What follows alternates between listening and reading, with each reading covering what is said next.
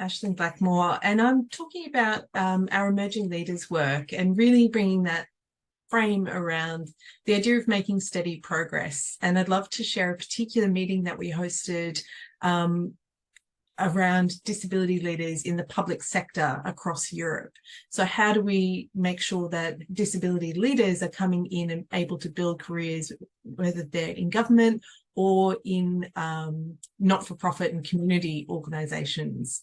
So my interest in this work particularly stemmed from, I have been involved with the Global Leadership Exchange since around 2017. Part of what made me curious about this work was I had started my connection with the disability sector in public service, and I recognised that I was working with deeply knowledgeable, deeply experienced people, but I wasn't sure how to build that same knowledge in myself. Being 20-something, very committed, and really wanting to strive to be the best that I possibly could, but really not knowing where to turn to start to develop a greater knowledge base to keep extending beyond what I was already doing within my workplace.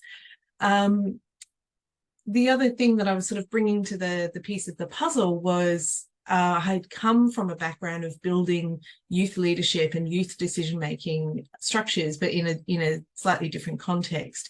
And so I was familiar with some of the highs and lows that we get whenever we're trying to think about particularly bringing younger people into decision-making spaces.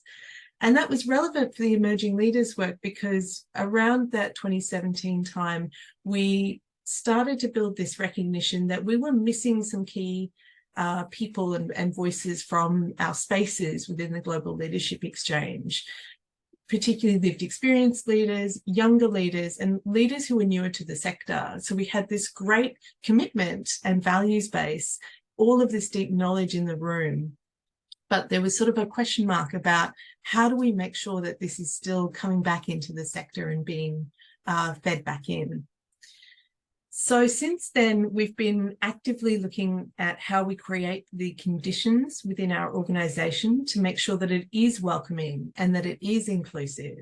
But we also look to find the topics that are of interest and that are priority for those groups and aligning with those. And so as we've created the Emerging Leaders Network and strategy and model within the Global Leadership Exchange, we acknowledge there's a role for emerging leaders, for established leaders, for organisations, and for ourselves as an international organisation in linking and connecting people. But our model is also predicated on dialogue.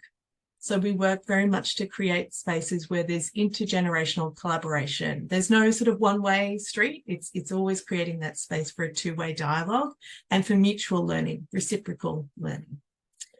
So that was some of the pre kind of conditions that led into what happened at our meeting, which was a webinar called Beyond Accessibility, Building Leaders with Disability in Government and Public Sector Roles.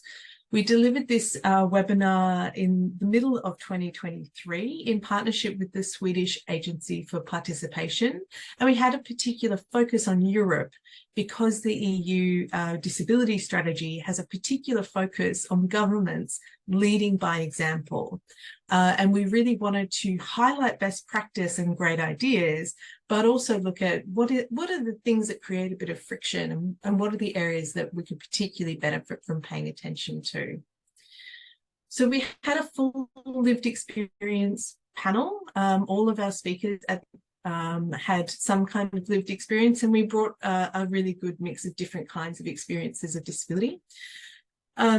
We had parliamentarians, heads of government departments, board members, board chairs, all kinds of different perspectives, but from the very senior levels.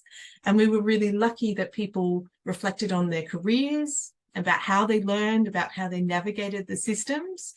And they talked about quite winding roads to senior roles. They talked about some challenges But they also talked about the great experiences they had, the benefits and the improved outcomes that they were seeing in government and for people with disability as a result of them being there at the decision-making table, at the agenda-setting table, not just sort of in an advisory role, but actively participating in that leadership. So as a result of that meeting, we have a report which goes through a few key headings. It's very short, only 3 pages. But we talk about how established leaders can destigmatize difference, how emerging leaders can work on their kind of readiness. But often it's sort of just by jumping in, you can only get ready for so long.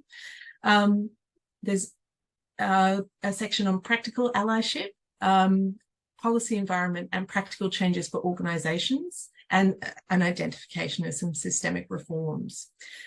More than that, there was also the emotional outcomes. We've got a very tangible outcome in the report, but we've had speakers and attendees who, since attending that webinar, talk about feeling more connected, feeling less alone, because that was a theme as well. There might be one kind of exceptional person who gets into this role, but it feels very isolating.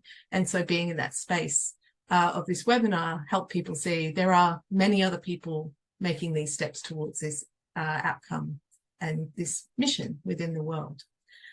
And that work continues in the form of some of our Emerging Leaders Collaborative and other initiatives that we're happy to share later in the webinar.